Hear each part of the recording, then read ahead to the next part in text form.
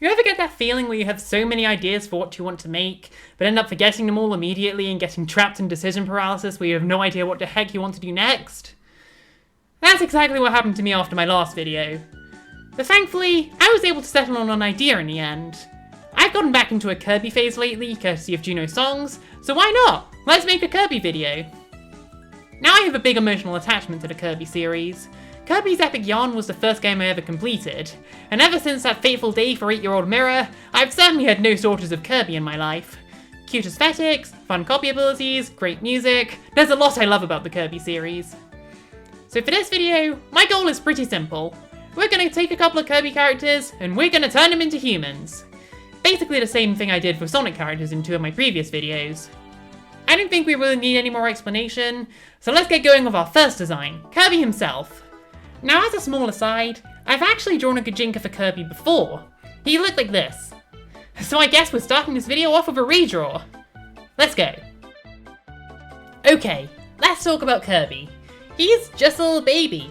A cute little pink guy in his own little world who loves napping, strawberry shortcake, and disrupting the everyday citizens of Dreamland by psyching them up and stealing their powers. Also, he's canonically slain eldritch gods and genocidal mother computers. But on the whole, Kirby's just the sweetest, most innocent kid you can imagine, so long as you're not trying to disrupt the peace in Planet Popstar. So when it comes to humanizing Kirby, yeah, pretty simple stuff. I made him a happy little kid. I didn't have a specific age in mind, but he looks like he's about 8. And to any fellow artists watching, if you're wondering if I only made this video so I could flex on you with the fact that I can draw children, no, I'm not. Not intentionally, at least. For Kirby's outfit, it was pretty clear I wanted something soft and comfy.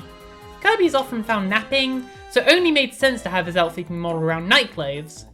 I also gave him some yellow star buttons as a cute little reference to the Warp Star, and another of those stars as a hairpin. Speaking of his hair, I didn't really have a strong idea for the structure, but I tried to make the shapes all round and soft. Actually, I did try to give Kirby round and soft line art in general, to really fit with him being a cute and friendly character. Well, that, and the character he's based on is literally a sphere with hands and feet. But in all seriousness, I found that a lot of my characters are pretty pointy. I tend to favour more sharp-shaped language with what I draw, so it's fun to completely go against these instincts once in a while. Not to mention, stuff like the shape language can really help your characters feel more distinct from each other. That's a skill I'm still working on. Now compared to the first time I drew this Kirby, I definitely wanted to try something more fun with the pose. Specifically, I decided to reference Kirby's iconic victory pose and translate it onto this human design. Also, because the original art cuts off before the feet, I had to decide on some shoes for Kirby, and given the nightclothes look, they obviously had to be slippers. As a side note, something I'd really like to do with this Kirby Gijinka is design some alternate outfits for his copy abilities. Kirby gets a hat whenever he has an ability in the games, so I think for a human version it makes sense for him to get full outfits instead. I might make that into a video series in the future, who knows? But anyway, that's Human Kirby finished, and here's the original art from 6 months ago. I definitely think giving a hood to the capelet thing was a good call. Also, he's a lot happier this time, so bonus points for that. Alright, so now that Kirby's finished, let's move on to some other characters, starting with Meta Knight. Now my first thought when translating him to a human was actually his voice in the anime. The Kirby fandom has kind of all just accepted that his and Dedede's anime voices are canon, and you know what? I support that. I think the Spanish accent fits him. So according to the wiki, the decision to give Meta Knight a Spanish accent may have been a reference to some Spanish-speaking swordsmen in movies. They mentioned Inigo Montoya from The Princess Bride, as well as The Mask of Zorro, but I haven't watched either of those movies, so I'm definitely not familiar. Regardless, I thought this was a good starting point, so I looked up some images of Spanish swordsmen in the hope for inspiration. In the end, I didn't actually take as much inspiration from the Spanish swordsmen as I thought. Which actually makes sense. That style fits best when you wield a very narrow rapier, and Galaxia isn't that kind of sword. But I did still borrow from the one-shoulder cape that those swordsmen tend to have. I also gave the cape a bit of a batwing shape, so it could be the substitute for Meta Knight's wings.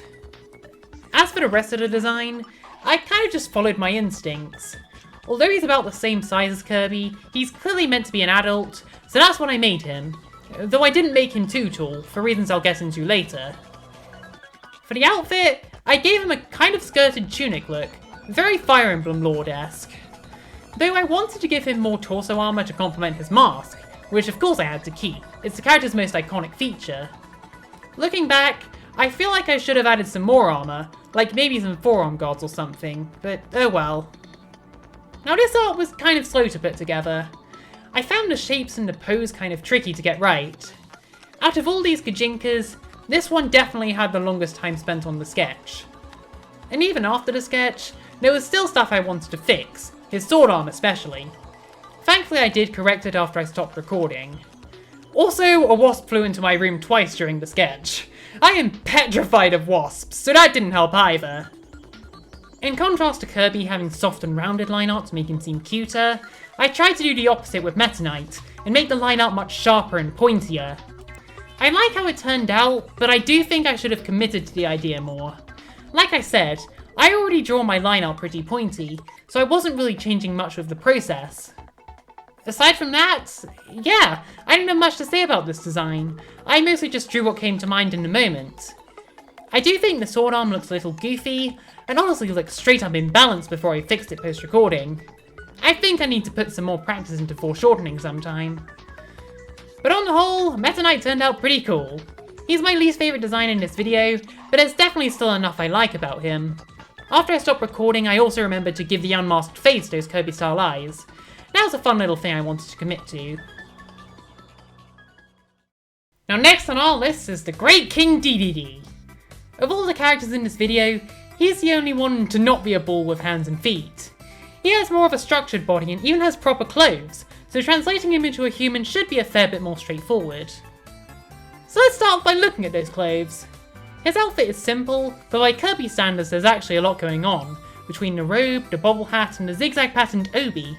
An obi is a wide sash worn around a kimono in Japanese fashion, and certain games have taken this into consideration by having Dedede actually wear a kimono, namely in the Smash Bros series, and Kirby Mass Attack of all games. So with the kimono and obi in mind, I had a pretty strong idea of what I wanted to dress Dedede up in. Of course, I also need something for his legs, and I decided to add to the Japanese resting at home feel with some Hakama trousers. It took me a while to make sense out of the reference images, but I managed fine. As for his shoes, I was considering some sandals to complete the look, but I'm really bad at drawing toes, so I ended up going for his cannon shoes instead. I do think I made the shoes too simple, but eh. Now something else worth mentioning about this Dedede is that I kind of went out of my comfort zone with this piece. I've drawn a few plus size characters in the past, but it's not something I do super often. I didn't really have a consistent way of drawing bigger characters, I kind of just make it up as I go along. But I do like how it turned out with Dedede, even if it is somewhat covered up by his robe. Also, while on the topic of his body, I made a point out of making Dedede really tall, since, just look at him, he absolutely towers over most of the other heroes in the series. But getting back on topic, the other way I got out of my comfort zone with Dedede was with his face. I normally draw pointy anime faces, but that of course wouldn't work on Dedede. I tried to give him, I guess one of those cartoony masculine faces? Quite squared off with a big prominent chin, and what was supposed to be a large nose. Certainly compared to most of the noses I draw. I also gave Dedede a beard, because he's always had dad energy in my head, and I wanted to commit to that look. I definitely think I was doing the beard wrong at first, trying to draw it with line art and flat colours. That works great when you have a long beard, but I was going for something much shorter. Eventually I realised the error of my ways, and I structured the beard out of coloured line strokes.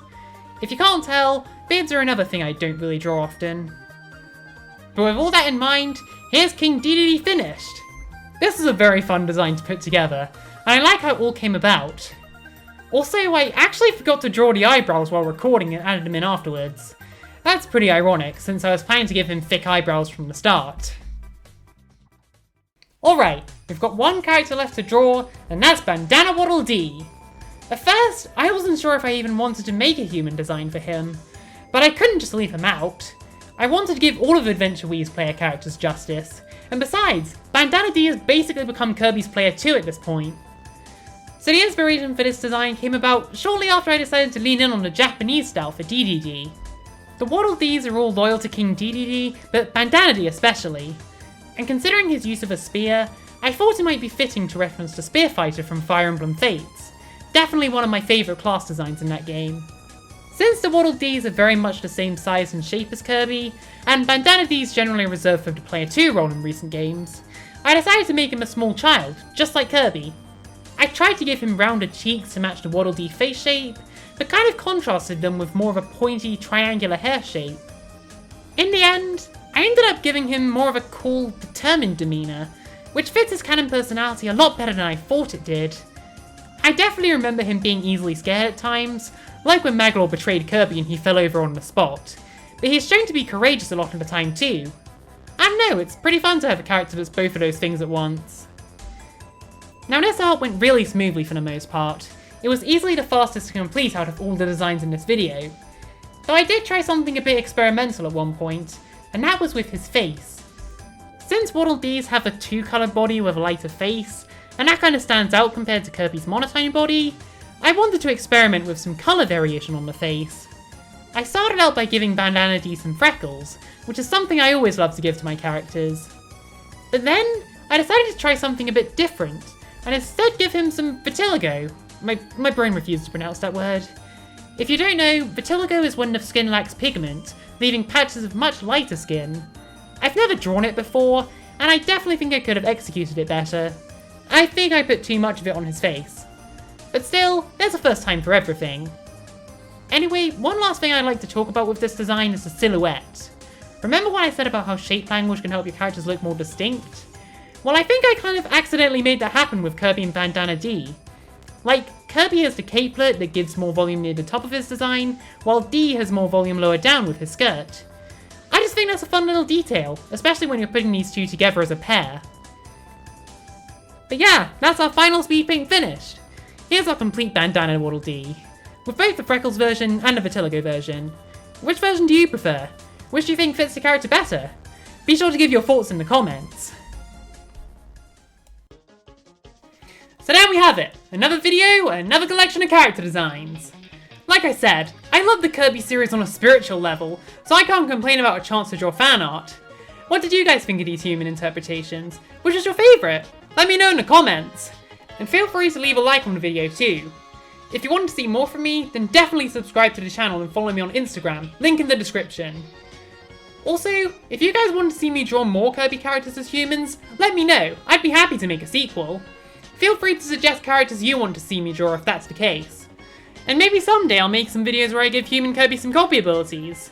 I mean, almost definitely, but we'll see when I decide to do that. Alright, that wraps up everything I wanted to say. For my next video, I plan to dip my feet back into animatics. But that's all for today. Stay hopeful, don't give up on your dreams, be considerate of people's strawberry shortcake, and I'll see you all next time.